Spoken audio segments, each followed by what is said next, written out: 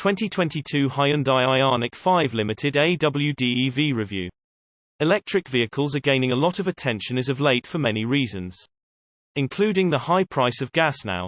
However, when it comes to captivating onlookers and proving to have an EV that follows a different path than the rest, Hyundai seems to have the jump on everyone else just by looking at vehicles like the all-new Hyundai Ioniq 5.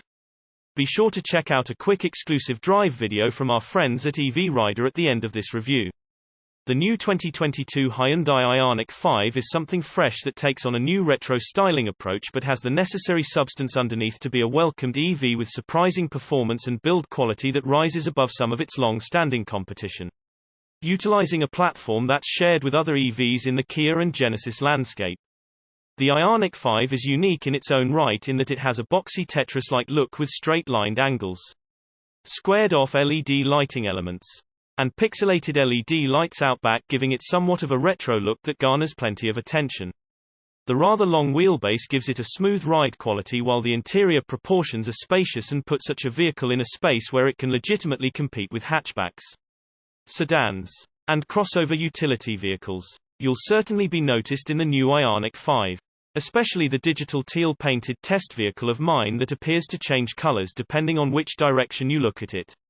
Performance and driving character powering the new Hyundai Ioniq 5 are a variety of choices, from the base standard range model's rear axle motor producing 168 horsepower and 258 pound-feet of torque to power the rear wheels with a range of 225 miles out of its 58 kWh battery pack.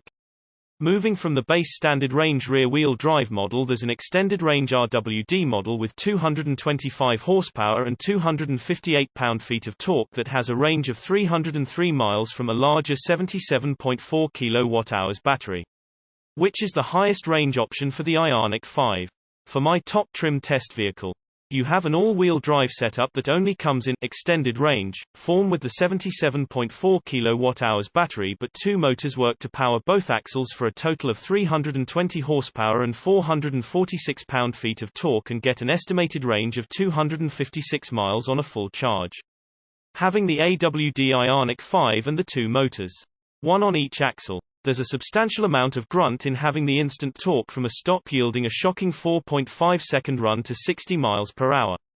There are a total of 3 drive modes: Eco, Normal, and Sport, in addition to a snow mode that can be enabled if you hold down the drive mode button that's mounted on the flat-bottom steering wheel. In the Eco mode, the vehicle is more reserved and full power output is never achieved even when you floor the throttle. In Normal mode, most of the power is accessible. But in Sport mode, it feels like full throttle is the real deal. The steering feel is mostly numb and on the light side even in Sport mode. There's a myriad of regenerative settings cleverly accessed by steering wheel paddles with 3 levels of regeneration, in addition to an off setting, an automatic setting, and an I-pedal setting for one-pedal driving.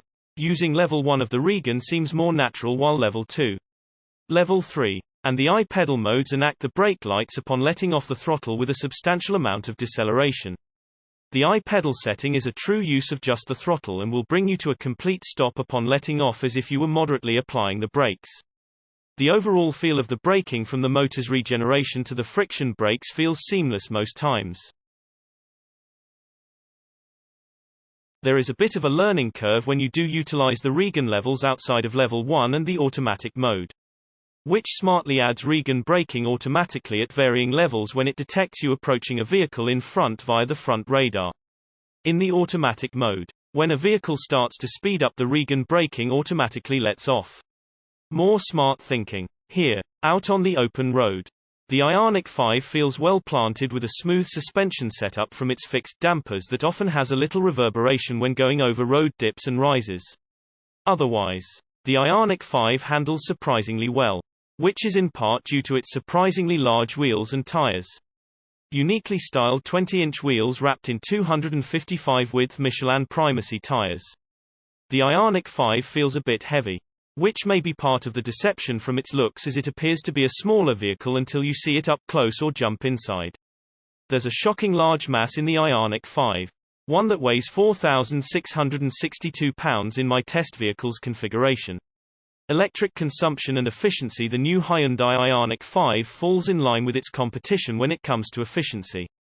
However, Where the Ioniq 5 excels is its ability to charge faster than most, taking advantage of its 800-volt architecture, legitimately taking only 18 minutes to charge from 10% state of charge up to 80% using a 350 kW DC fast charger. I was able to test out the charging ability of the Ioniq 5 at a local Electrify America charging station where I saw a peak of 236 kW and sustained such a peak for just over 10 minutes. After nearly reaching an 80% state of charge, the kW rating started to decline to about 128 kW and then taper off around an 88% state of charge. I did notice that during my charging session, which took place in 88-degree weather, there was a welcome sustained wattage to keep on pace for a full 100% charge from 80% in under 25 minutes.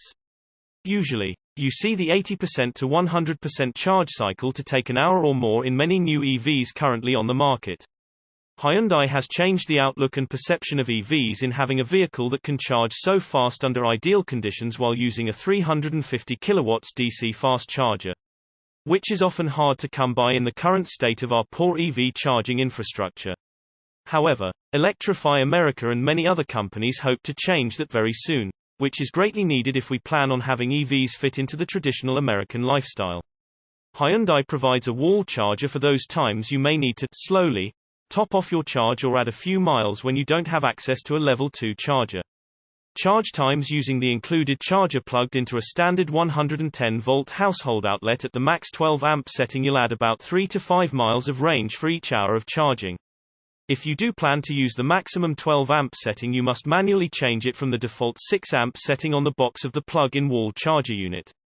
As far as MPG equivalents, my AWD Ioniq 5 gets an EPA estimated 110 mpg city, 87 mpg highway, and 98 mpg combined.